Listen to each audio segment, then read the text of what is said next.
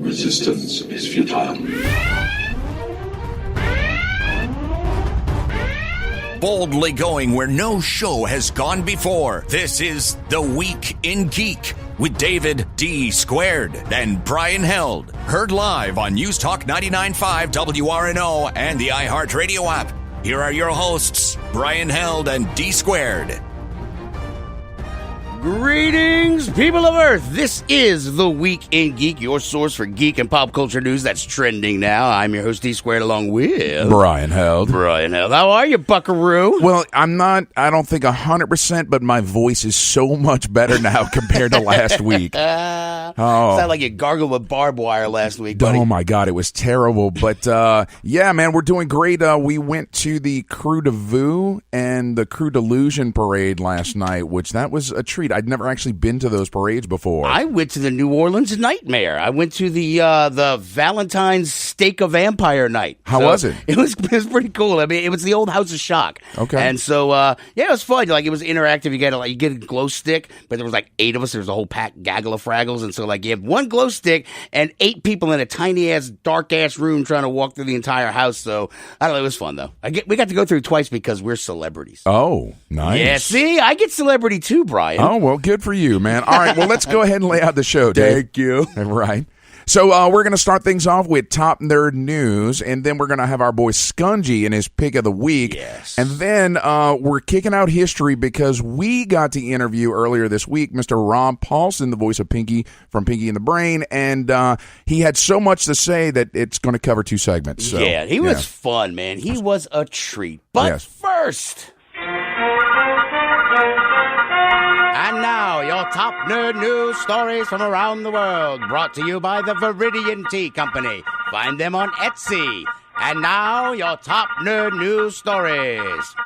You know, the stupid old-timey thing thinks about one of our new sponsors, though, too, Brian. Yeah, that's true. We've recently acquired Pro Se Productions as our newest sponsor. It was a hostile takeover, right? Oh, acquired. Oh, no, they're on board. Yes, absolutely, and we're glad to have them. So, pros-press.com to go check out all of the great works that they have there. So what he said. Yes. All right, what's first, Mr. Held? All right, so this is more regionally related news, but I have a friend who's on casting for the Jay and Silent Bob reboot. Ooh, and reboots. Yes, and well, we talked about it a couple of weeks ago when Kevin Smith announced that the production was starting to happen, but we didn't mention anything about casting, and they are looking for people to be recognizable as the characters of Jay, Silent Bob, Blunt Man, or Chronic. And what about Knocker? No, not him. Not everybody but Knocker? Right, yes. Yeah, there's this particular scene. I have to self-bleep. I know. But there's this particular scene that's going to have all of these lookalikes, and they're encouraging you to be as creative as possible, and that's going to increase your chances to get on the casting. And if you email jsbcasting at caballerocasting.com and submit your pictures and all that good stuff, you have a chance to get in the movie, and that is a paid background gig. So tell me it's like on our Facebook page or something. I am going to get I just got this today, so after the show I'm going to get this up so that people know about it. And I know they've been getting some casting or some people submitting so far. This came out February 8th, but just a reminder, guys, they're still looking for people, so get out there and get in a cool movie. I'm trying to get in it myself. And it's not really a reboot. It's making fun of me reboots. Yes, so, absolutely. I'm 1,000% behind that. Get on board. Yeah. All right, what's next? Do you want to take care of the sad news, Dave? Yeah, sure. All right, so NASA's Mars Rover Opportunity is officially declared dead. Is he really, though? Well, did he become like self-aware and now he's like plotting his return home? He could be. Maybe he was taken over by aliens and reprogrammed. This is how Skynet really comes to be. Right. You know, some alien just comes up, hey, they left this stuff here. Let's reconfigure it. Go home, little bot. Yeah, but after a mission of 14 years, and he drove more than 25 miles on the Red Planet, a storm And this storm was crazy. Yeah, it covered up all his solar panels, huh? 15.8 million square miles was the size of the storm. Jeez. And just basically turned day to night for poor Opportunity. Aww. He covered his solar panels, and he has no more power. I love all the memes, though. They got the Doctor Who memes. He's like, come on, little buddy, let's get you home. That is very, very cute, yes. So I'm sure we're going to have another... probe or mission set up soon to get out to Mars. Still want to know what happened. Remember when we talked to NASA about the one they were sending out to, was it Venus or was it? Well, they sent one to an asteroid here recently that was super cool. I think Venus was one as well. They were going to try to drop it into the atmosphere because they said they were trying to get it through the ice. Was it Venus or something? Oh, well, Are you thinking of Juno with Jupiter? Yes. There we go. Sorry. Right. And I haven't checked up on that in a while, but that mission has ended. The probe did go. They crashed it into the atmosphere. Yeah, right. But they had a Lego attached. That's all I can remember. Yeah. They had a Lego in it. So, NASA is sending another rover to Mars in 2020. Is he going to bring him? Is he going to bring back the corpse of poor Opportunity? Who knows? All right. Maybe, just asking. Asking for a friend. We need to get Elon Musk to get up there so that we can retrieve. He's still got to go get his car. He lost it. He's got to go get his car. He lost his keys and everything. Right. That's when you get pissed at your car. You just launch it into space. Yeah. All right.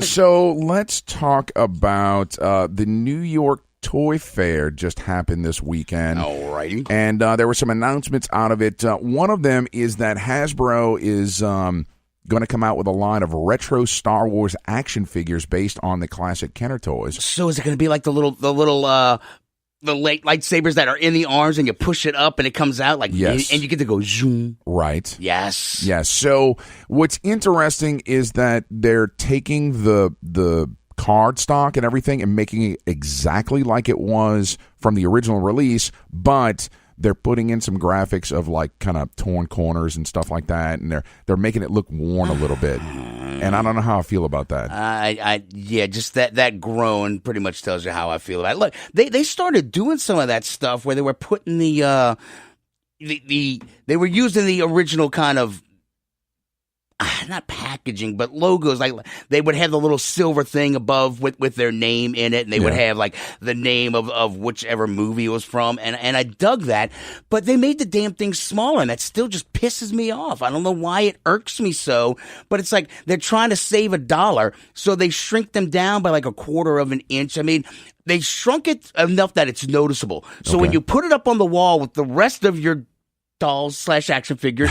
I got G.I. Joes on my wall. So, that's how pissed I was because I had a whole bunch of Star Wars guys up there. The newer ones, I'd put them up there and they looked weird. Right. It was not, the feng shui was totally off. And so I said, up yours, Kenner and Star Wars. Clearly you don't have enough reverence for these particular Star Wars figures. Piss that off. You didn't give them their I own will spot. come through this window. Screw you, man.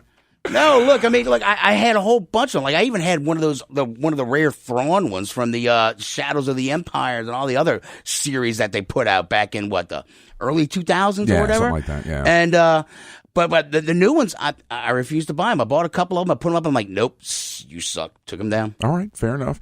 Another announcement out of New York Toy Fair is that there is a Stranger Things Dungeons & Dragons starter set that you can play Mike Wheeler's adventure from the show. I'm digging that. I'm really digging that. Yeah, the adventure was the hunt for the Thessal Hydra that Mike Wheeler had created for his friends. And they've got 2 exclusive Demogorgon miniatures that you can paint in the set.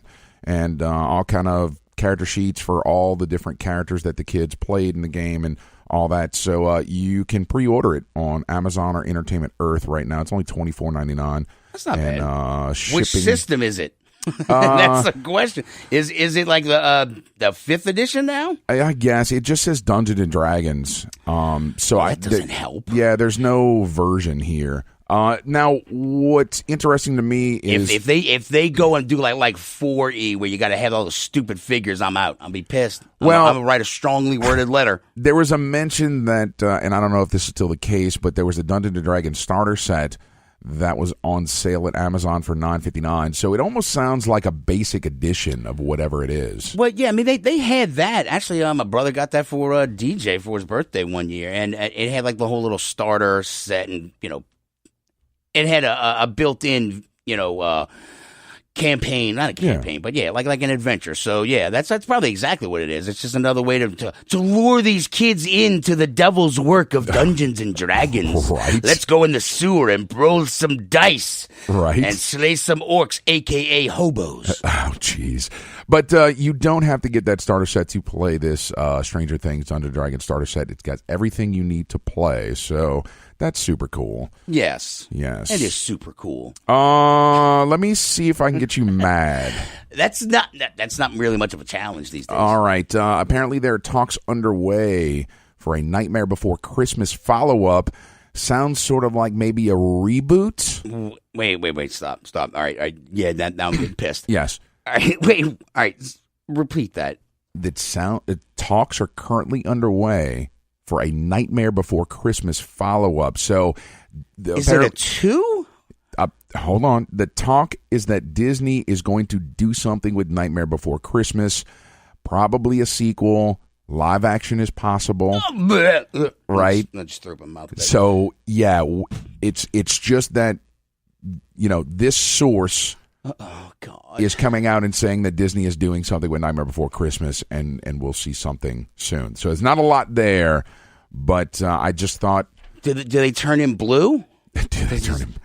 Is he reprised by Will Smith or something? I'm really confused now. No, it's just things are underway. 9!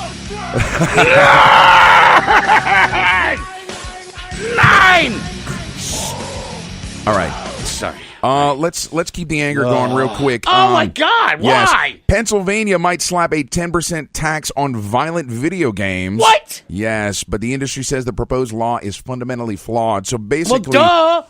Legislators in Pennsylvania want to tax games that have a mature rating, and of course there's people who are citing free speech complaints like this is constitutionally unacceptable because you can't single them out, right? And you're suppressing free speech or whatever, and they're saying, well, this extra revenue will go to help reduce violence that's caused by video games.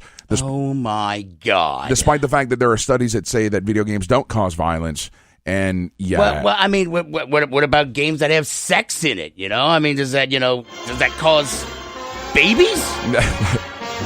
There's apparently no studies out on that. Oh, I'll do the study for that one. Okay, I'll take a bullet for the team. Yeah, I'll take that one for the team. There's plenty enough sex in Grand Theft Auto, right? Yes. So, God. There was a bill proposed in October 2018 that got shot down, but this new video game tax, Pennsylvania. It's right. Currently under review from Pennsylvania's House Finance Committee.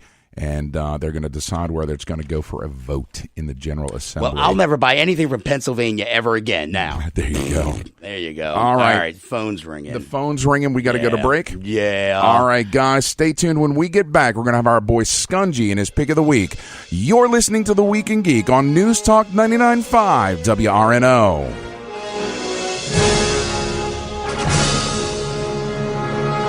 Boldly going where no bar has gone before. The Bad Wolf is a bar, restaurant, and game shop all in one. You can't beat our specialty drinks, fresh food, and a variety of RPGs, board games, and miniature games for sale or rent. Stop by and hang out, or attend one of our regularly scheduled events, all in a non-smoking environment. The Bad Wolf Bar and Grill is located at 2010 O'Connor Street in Gretna, or find us at badwolfbar.com. The Bad Wolf Bar and Grill, where everybody knows your game. Friends, is your morning tea just not your cup of tea? Then try the tea blends of Viridian Tea Company. At Viridian Tea Company, they sell blends guaranteed to make you think outside the box. With such blends as Tea of the Necropolis, Quantum Mechanics, Spider Witch, and many more, your tea experience will be out of this world. Look for the blends at Tubby & Coo's Mid-City Bookshop, located at 631 North Carrollton, or on Etsy at Viridian Tea Company. Try Viridian Tea Company today. Your taste buds will thank you.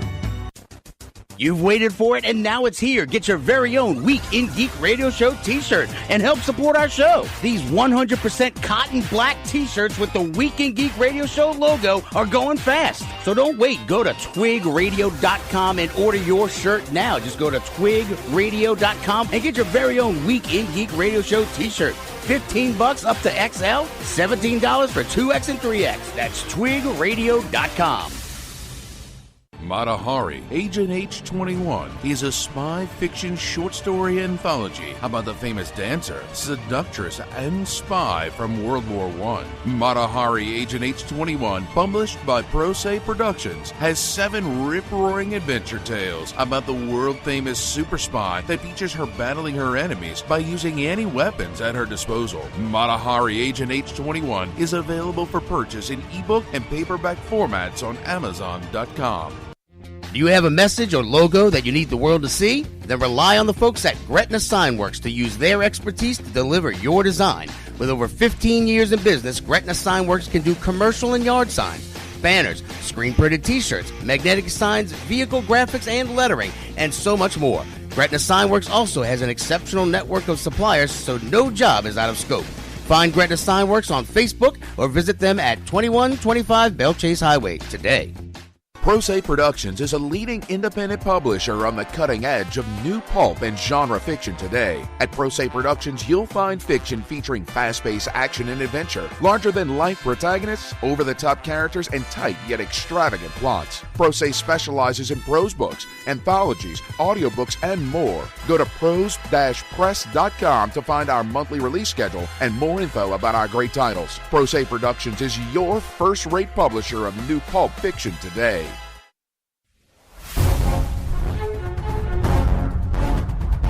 This is The Week in Geek, your source for geek and pop culture news that's trending now. Follow them on Twitter at TWIG Radio. Do it now! Welcome back. This is The Week in Geek. I am D Squared along with Brian Held. All right, I'm like pulling down the wrong pots and stuff. Hey, real quick, breaking news. Congratulations to Kevin Bachman. He is the new commanding officer for the 501st Legion here in Louisiana. Look at that. Yes, announcement just went out. Now followed by bad news. I am not what you would call a handsome man. Skungy's Pick of the Week is brought to you by GameStop and ThinkGeek.com. Skungy's Pick of the Week. He might be an idiot savant. Woohoo! Skungy, what's shaking, bacon? Not a whole lot. Just hating Pennsylvania right now, that's all. Pennsylvania. Home of the Amish. Let's listen to them about the video games. Right. It's Awesome. the Keystone State. They got to know like what I they're said, doing. That's a crappy beer, so that's another, strike. All right. All right, what are we talking about, Skungy? All right, we're talking about fired up. I might as well get fired up on something on Crackdown 3. Woo! Crackdown 3. All right. Yeah, okay. Now, normally I have happy-go-lucky reviews and whatnot. Not today. Uh-oh. Dun, dun, dun! So, man, Crackdown 3 is the third installment in the Crackdown series. Now, Crackdown was one of the first titles to come out on the 360. Okay. It was a very, very fun game. It was an action-adventure game shooter where you just went around, and it has a unique thing where the more you use a skill, the better you get at it. Okay. So if the more people you shoot with guns, the better you get with guns. If you blow them up with explosions, you get better skills with explosions. And this has kind of got the same thing where the more people you blow up, you'll get better grenades and you'll get better lock-on your weapons. And if you punch people, the stronger you'll get, and stuff like that. Okay. And you've got this part where you can traverse around the city and collect these green orbs, which is a platforming kind of hunting thing. So, and the more of those orbs you get, the faster you get, the more, the higher you can jump. You get double jumps and stuff like that. All right. I've always liked it. The problem is Crackdown 3, Crackdown came out, I believe it was 2006. This is Crackdown 3, it's 2019, and it's the same game. Wow. It's the same game that was released. There's nothing really new about it. Now, I was really excited about it because, like I said, I really liked the Crackdown series, and this one has Terry Crews in it. Uh-oh. Nice. And everything Terry Crews does is always funny. He's, funny. But it was a cutscene in the beginning of it where you see him and he's like, come on, let's do this. And he's getting you pumped up and you're laughing and everything. And then that is it. The rest of the game, you have a generic skin of a character. Now, you can have Terry Crews' skin, and occasionally, maybe once every 15, 20 minutes, he might throw a quip out, and that's about it. Wow. That clearly doesn't seem like enough to carry the entire game. No. So like I said, you're running around and it's very, very repetitive. It's bland. There's really no variety. So it's like a first person shooter type thing? No, it's a third person action shooter. Like I said, it's got platforming elements where you're going to be traversing these large buildings and getting these agility orbs. And and that's cool, but it's just so bland. It seems like once you get the rhythm of it, it's lock on to the enemy, shoot, rinse, lather, repeat. Is there a story to this thing? There is, but it just seems kind of like throw it away. Insert random generic corporation, evil corporation, take down lieutenants, fight lieutenant, like do things to get the lieutenant to come out of hiding, beat them, and then move to the next person higher on the chain. Wow, that sounds engaging. Yes. Yeah. Riveting. And then there's multiplayer. Ooh. So it's a 5v5 combat. Now, the thing that kind of drew people to it was you were supposed to have these huge destructible environments. In the campaign, that does not exist. You can't do that. Now, in the multiplayer, you can, and you just blow up everything. But that just seems to be all it is. There's no progression for your character, so it's not like you're going to level up and get better as you play. Once again, that whole auto lock, and it seems to come down to who is the first person to shoot is going to win. Wow.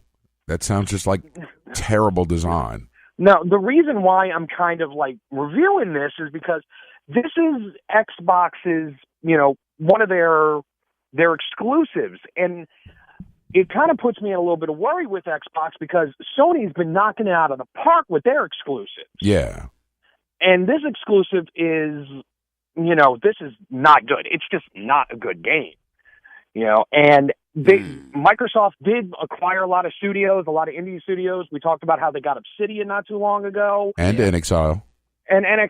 It's got hope for the future, but this can really throw a monkey wrench and just push them back. All right. When you release a game that's been waited on for so long, and it legitimately feels like a game that was made in 2006. That's crazy. And it was February 20th of 2007 when 2007. Yeah, when it was first released. I looked it up. All right. Well, how much is this travesty of a video game? $60, man. What? Ah, get out of here. It's $60, so it's certainly not worth it. Like I said, normally I wouldn't even review it because I'd only like to tell people about games that are like worth it. But it's kind of, this is more almost like a caveat emptor, just because you want to make sure that people, they might buy it simply because of the namesake and because it's Xbox exclusive. Don't. Do I have to wait till dump it's in him? a bargain bin? What language was that, Brian? Do I have to dump him? No. Caveat emptor. It's Latin. Oh. Okay. Buyer beware. Yes. Oh, okay. Carry on. Okay. So that's it's only on Xbox at $60. Wait till it goes in the bargain bin and you got nothing else to do. $10 at Wally World. Wow. Yeah, exactly. Sounds like it'll make it to the dollar bin at that rate. Probably, yeah. I just really can't endorse it at all. All right. Wow. Well, I know last week that Overwatch League restarted. You got a quick esports update for us? Yeah, Thursday it started. I just want to tell you about a couple of the new teams. You got the Atlanta Reign, which means that I get to hate them because they have to have a bird as their mascot, of course. Right. The Chegu Hunters, the Gazu Charge. I'm butchering these names. the Hangzhou Spark, the Paris Eternal, the Toronto Defiant, the Vancouver Titans, and the Washington Justice. They added 8 new teams, which means that they changed the schedule as well for how they're going to do the matches. Now, it used to be they do them on Thursday and Friday, and then they'd have like the top 2 matches on like Saturday. Now they're doing 4 matches a day, Thursday through Sunday. Yeah, no, I've been staying logged into their the Overwatch League website, and it's like every time I go to buy my computer, there's like a game playing constantly. So, people wanted more, and they've got it. And right now, on the top of your leaderboard, you got the New York Excelsior. They're on top, also with, like I said, the Hangzhou Spark. They are on top as well. And Dave, guess what? What? Did the Shanghai Dragons get a win? No, they're still winless. You suck, Shanghai. So you know what? There's a chance. That's Dave. my team. I'm adopting the suckiest team in the league. I don't care what anybody says. Yeah, I'm super bummed, man. My Houston Outlaws lost both of their games this week in overtime. It was so close. Oh, poor Houston. Wah, wah, wah, wah. Well, I mean, I got to tell you, this is going to be really, really exciting because, with adding the new teams now, last season it was cool, but you had like a couple good teams, and then that was it. And then everybody else was just kind of fighting. Now, since you have so many more teams, the field's a little bit opener, a little bit more open. You're going to have I think it's going to be much better competition this season, and it's going to turn into some really exciting matches. I'm very excited. All right, Skungy, we have to go. All right, you're fired. Get out of here. Oh my God, yes! Guys, Get out of here! I can't. I just did it. Cut him off. He's gone. Guys, stay tuned when we come back. Our interview with Rob Paulsen, who's going to be at Pensacon next weekend, February 22nd through 24th at the Pensacola Bay Center, and we're going to be there too. So come and see us if you can. Guys, this is The Week in Geek on News Talk 99.5 WRNO. Boldly going where no bar has gone before. The Bad Wolf is a bar, restaurant, and game shop all in one. You can't beat our specialty drinks, fresh food, and a variety of RPGs, board games, and miniature games for sale or rent. Stop by and hang out, or attend one of our regularly scheduled events, all in a non-smoking environment. The Bad Wolf Bar and Grill is located at 2010 O'Connor Street in Gretna, or find us at badwolfbar.com. The Bad Wolf Bar and Grill, where everybody knows your game. This March 8th through the 10th, CoastCon marks its 42nd annual science fiction, fantasy, and gaming convention in Mississippi's Gulf Coast Coliseum in Biloxi. CoastCon is the longest running and largest convention in Mississippi. Enjoy 3 days of gaming, costumes, shopping, and guest panels with such amazing guests like J. Michael Tatum from My Hero Academia and New York Times bestselling author Stephen Brust of the Vlad Taltosh series. For more information, go to coastcon.org or check out their Facebook page. CoastCon, March 8th through 10th. Don't miss it. Friends, is your morning tea just not your cup of tea? Then try the tea blends of Viridian Tea Company. At Viridian Tea Company, they sell blends guaranteed to make you think outside the box. With such blends as Tea of the Necropolis, Quantum Mechanics, Spider Witch, and many more, your tea experience will be out of this world. Look for the blends at Tubby & Coo's Mid-City Bookshop, located at 631 North Carrollton, or on Etsy at Viridian Tea Company. Try Viridian Tea Company today. Your taste buds will thank you. ProSe Productions is a leading independent publisher on the cutting edge of new pulp and genre fiction today. At ProSe Productions, you'll find fiction featuring fast-paced action and adventure, larger-than-life protagonists, over-the-top characters, and tight yet extravagant plots. ProSe specializes in prose books, anthologies, audiobooks, and more. Go to prose-press.com to find our monthly release schedule and more info about our great titles. ProSe Productions is your first-rate publisher of new pulp fiction today.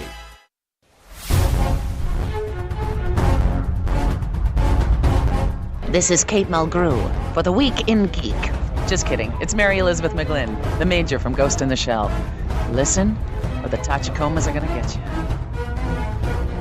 Welcome back into The Week in Geek, your source for geek and pop culture news that's trending now. I'm your host, D Squared, along with Brian Held. We have someone very special on the line. It's been a comedy of errors, but we got it done, baby. Absolutely. So joining us on the line is Mr. Rob Paulsen, voice actor extraordinaire. How are you, sir?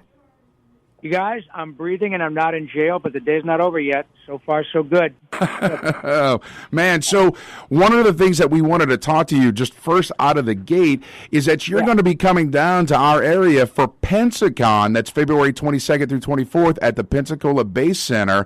Right. So, anything special you have planned for your trip to Florida?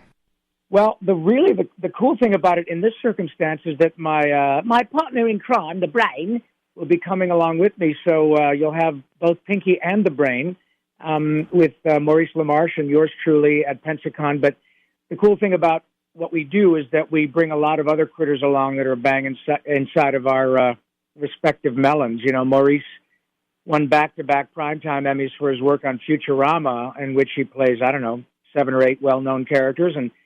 And Pinky, he's the Brain, of course, and Pinky and the Brain, and God knows how many other things, so many things from all of your respective childhoods.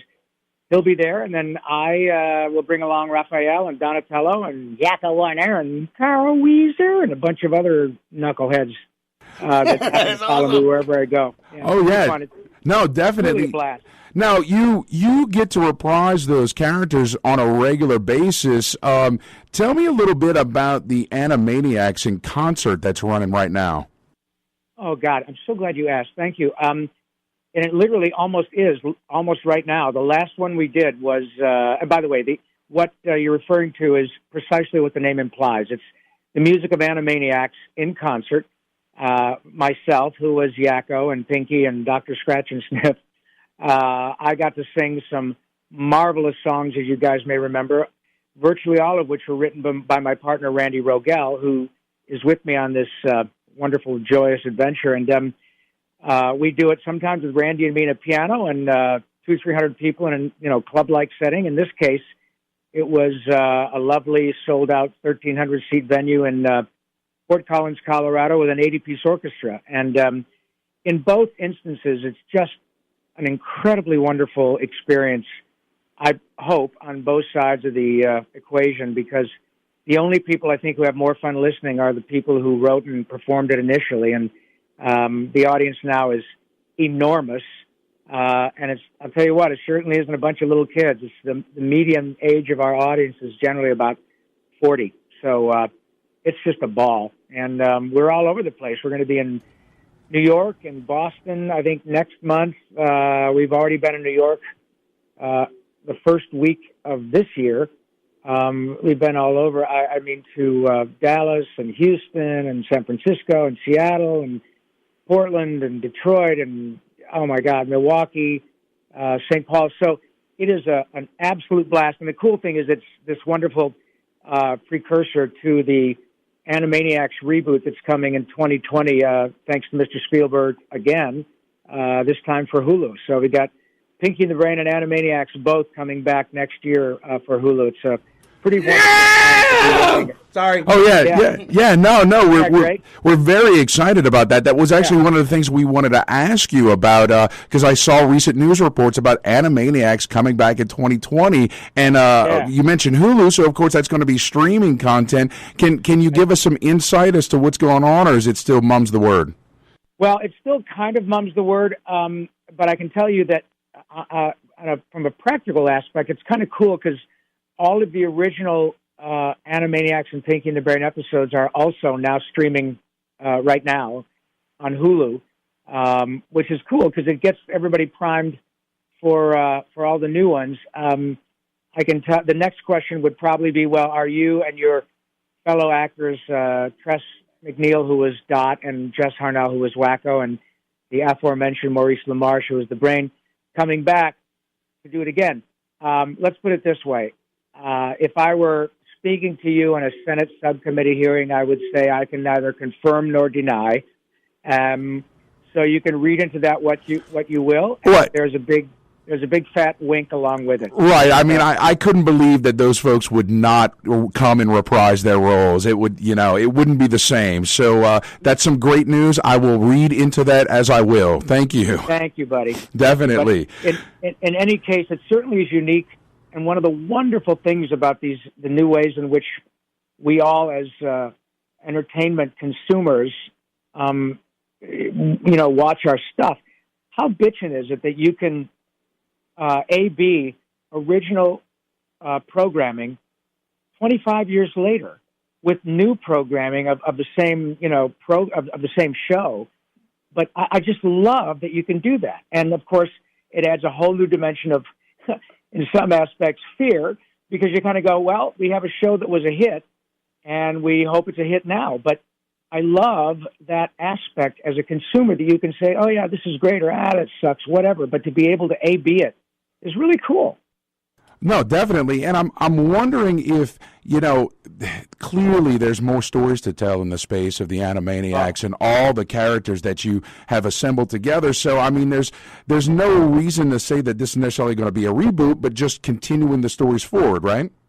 Boy, I love the cut of your jib. You ought to be in PR if you decide to stop being a voice talent, which you shouldn't, because you got a set of pipes on you. But, man, what a great way to put it, because one of the things that we find, especially with Animaniacs and Pinky and the Brain, and I have been far, far, far too fortunate in my career, but certainly some of the shows I've done have ended up being essentially half-hour commercials for action figures, and I'm fine with that, man. I'm a total geek, and I'm a consumer, right? And I'm a collector and all that. But the great thing about Animaniacs and Pinky and the Brain are shows that are being celebrated, and Mr. Spielberg, again, has decided to do it, because these shows continue to be successful and relevant utterly for their own sake. There's very little merchandise associated with those shows. They were, as the saying goes, art for the sake of the art. And I'm really, really proud of that fact. The fact that we can get 1,200 people in 6-degree weather come and see Randy and me and an orchestra perform all these songs, and it's, maybe a handful of kids with a bunch of grown-ups, is a testament to Mr. Spielberg and Tom Ruegger, the creator, and their people, in that they knew precisely what they were doing. And we're here talking about it again, man. And it is a gas. It's a huge thrill to be part of it. So yeah, continuation is pretty right on the nose. Well, I've got two kids. I got a 12-year-old and a 5-year-old. Well, actually, he just turned 13, so I've got a 13-year-old and a 5-year-old. And you're talking about the Animaniacs in concert, where you got like 40-year-olds. I mean, this could actually spawn a whole new generation of people who just know the joy of the Animaniacs. Well, thank you, and I don't think that's hyperbole, because as I said, one of the things that happened the other night, we had 7 or 8-year-olds, and I signed an autograph for a woman who was my age. And her sweet father had pneumonia and couldn't make it, but he was celebrating his 90th birthday and has been watching Pinky and the Brain and Animaniacs both in real time 20 years ago when he was 70 and now on Hulu. And I don't think 90 is a little bit of a stretch, but 60s and 70s aren't. And it is a remarkable thing when you can talk about a show and celebrate a show of which a new episode has not been made in 20 years. And the anticipation for the new ones that we've discussed on Hulu is pretty significant. So you're right. The fan base is growing exponentially. And remember, when the show came out, there was a 1.5-year build-up to it, and certainly because Mr. Spielberg's involved, it gets a lot of press. But we're talking about fans of the show that are many, many, many, many, many more numerous than they were when the show came out. It's a gas.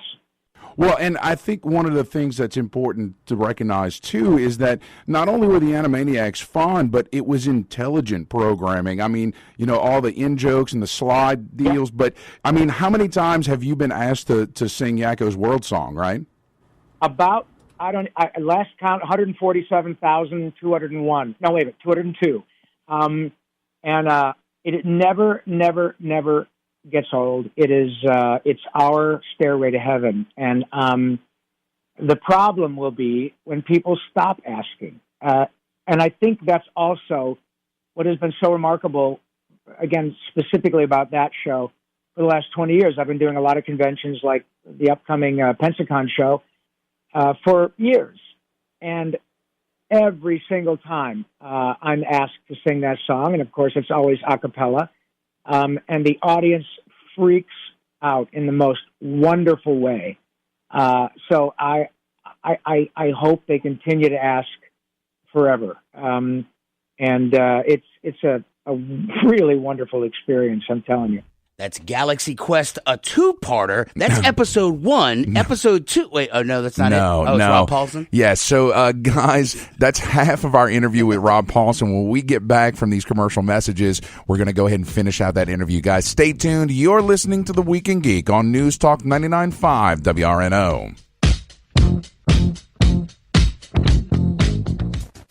You've waited for it, and now it's here. Get your very own Week in Geek Radio Show t-shirt and help support our show. These 100% cotton black t-shirts with the Week in Geek Radio Show logo are going fast. So don't wait. Go to twigradio.com and order your shirt now. Just go to twigradio.com and get your very own Week in Geek Radio Show t-shirt. $15 up to XL, $17 for 2X and 3X. That's twigradio.com. Friends, is your morning tea just not your cup of tea? Then try the tea blends of Viridian Tea Company. At Viridian Tea Company, they sell blends guaranteed to make you think outside the box. With such blends as Tea of the Necropolis, Quantum Mechanics, Spider Witch, and many more, your tea experience will be out of this world. Look for the blends at W&Q's Mid-City Bookshop, located at 631 North Carrollton, or on Etsy at Viridian Tea Company. Try Viridian Tea Company today. Your taste buds will thank you. You need the world to see? Then rely on the folks at Gretna Signworks to use their expertise to deliver your design. With over 15 years in business, Gretna Signworks can do commercial and yard signs, banners, screen-printed t-shirts, magnetic signs, vehicle graphics and lettering, and so much more. Gretna Signworks also has an exceptional network of suppliers, so no job is out of scope. Find Gretna Signworks on Facebook or visit them at 2125 Belle Chase Highway today. This March 8th through the 10th, CoastCon marks its 42nd annual science fiction, fantasy, and gaming convention in Mississippi's Gulf Coast Coliseum in Biloxi. CoastCon is the longest running and largest convention in Mississippi. Enjoy 3 days of gaming, costumes, shopping, and guest panels with such amazing guests like J. Michael Tatum from My Hero Academia and New York Times bestselling author Stephen Brust of the Vlad Taltosh series. For more information, go to coastcon.org or check out their Facebook page. CoastCon, March 8th through 10th. Don't miss it.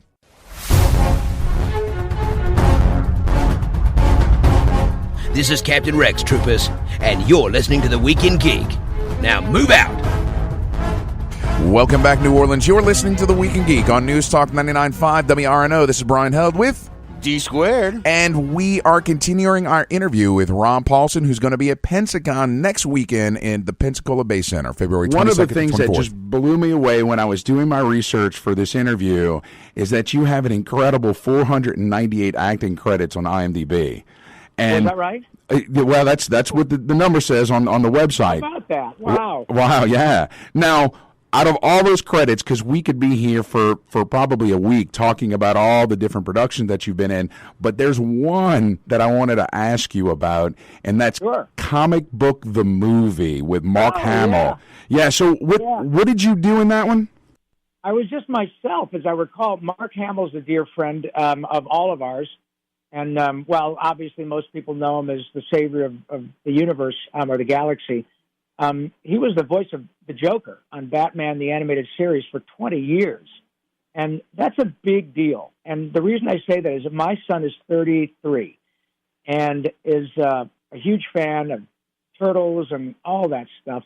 But for him, as much as he loves Chris Nolan and Christian Bale and all that, for my kid, and I would suggest maybe millions of others, Batman is Kevin Conroy and the Joker is Mark Hamill. And Mark totally embraces his voice work. And a few years back at San Diego Comic-Con, he did kind of a mockumentary, as I recall, called Comic Book the Movie, and he included myself and a bunch of our respective voice actor type folks. And we had a blast. I haven't seen it forever, and I think I'm in it. I don't really know. If I am, I might be in the DVD extras or something, but we filmed a whole lot of stuff. I think I might even be in it singing Yakko's World. But, yeah, Mark is a total geek. If you go to his house, he's got as many, cereal boxes and lunch boxes and soup cans with all kinds of cool nerd geek stuff on it. He's so into that stuff. And and it is totally one of us. He's the most down-to-earth, no pun intended, kind, sweet, supremely talented fellow with his own star on the Walk of Fame, but he'll talk to you about the Joker and pop culture all day. No, that's great. Now, the reason that I brought that up is because I think this movie is such a hidden gem that not a lot of people realize about it, right. And that it has the best tagline, which is, "This is acted by the best actors you've never seen," because it's all voice actors. And so my request of you is, can you let the rest of your voice acting community know that we need something like that again? Boy, that's really nice of you. In fact, our buddy John DiMaggio, whom you guys probably know best as Bender on Futurama, did a really lovely thing, 5-6 years ago, in which he produced a movie called I Know That Voice.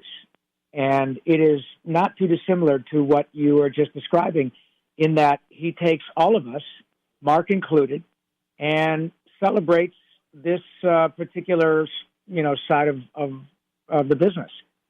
So you hear from June Foray, who recently moved on last year at the age of 99, but she was Natasha and Rocky and, Witchy Pooh on Warner Brothers stuff, and Maurice LaMarche and Billy West and Tara Strong and Kevin Conroy and Gary Owens, who has also passed away now, Corey Burton, dozens of people who do what we do and shines a nice bright light on it. And I've been doing the same with my podcast for the last few years, of which all the people I just mentioned have been on, and it's called Talkin' Tunes, TALKIN 'TOONS, and you can find an on-camera version at nerdist.com or free audio version on iTunes in the movie and TV section. But it's exactly what you talked about, and I think what's so great about things like Pensacon is that I and Maurice, and I'm not sure if there will be any other voice actors there, but certainly other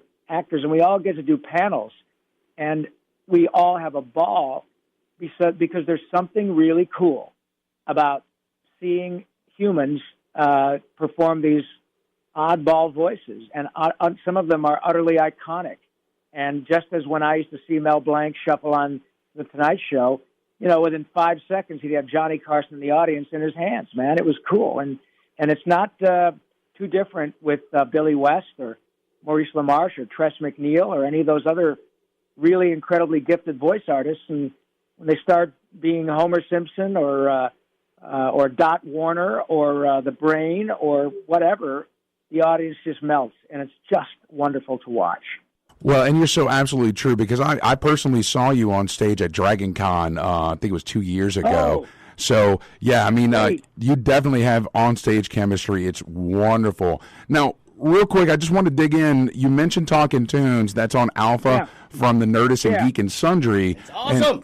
And you've been doing that since 2011, but you recently just partnered up with them. I guess that's the video aspect?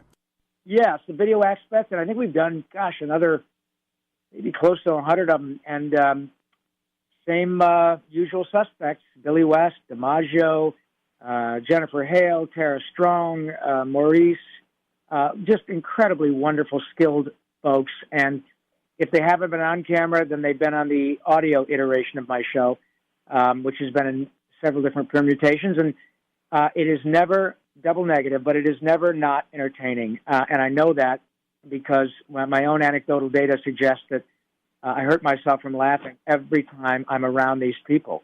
They're just, because you've been at Dragon Con, they're not only the most down-to-earth, utterly egoless folks, I mean in the off-putting sense of ego, but they are the most gifted. I mean, turn on a dime, improvisational, answer your questions with something that makes you laugh. It's just a ball to be around them, and I love that these conventions and things like my podcast and John DiMaggio's movie and you guys kind enough to talk to us and make a fuss over us. It really is shining a light on this group of people who are pound for pound the most talented actors I've ever met, and I've been in Hollywood 40 years. Wow, that's incredible. Now, we're talking about podcasts. I kind of have to ask the question, our show is hosted as a podcast, and there's really a lot more coming out in this space, and I've read some reports that audio itself is having this sort of resurgence where there are a lot of people who are listening to audio, like at home. I would imagine maybe while they're cleaning the house, they want to put on an audio book or listen to a podcast and stuff. Where do you see the future of audio going? Man, that is a really profound question to ask a goofball actor, but I appreciate it. I appreciate you have the confidence in my ability to give you a somewhat cogent answer. I don't know that I'm not smart enough, and it's not false modesty. I'm really not smart enough to know about the technical aspects of things, because all the stuff that you guys, as younger folks, are used to are things that I have chosen to embrace. Because I love new technology, but it is off-putting to a lot of folks my age because they go, geez, I just don't know how to do this. I have learned, and I love it. In terms of the content aspect, I know this sounds like a pat answer, but honest to God, man, the sky's the limit. I know that there are people doing audio productions that are doing very sophisticated sound effects, almost like old-time radio stuff, serialized, last time you tuned in, that kind of stuff.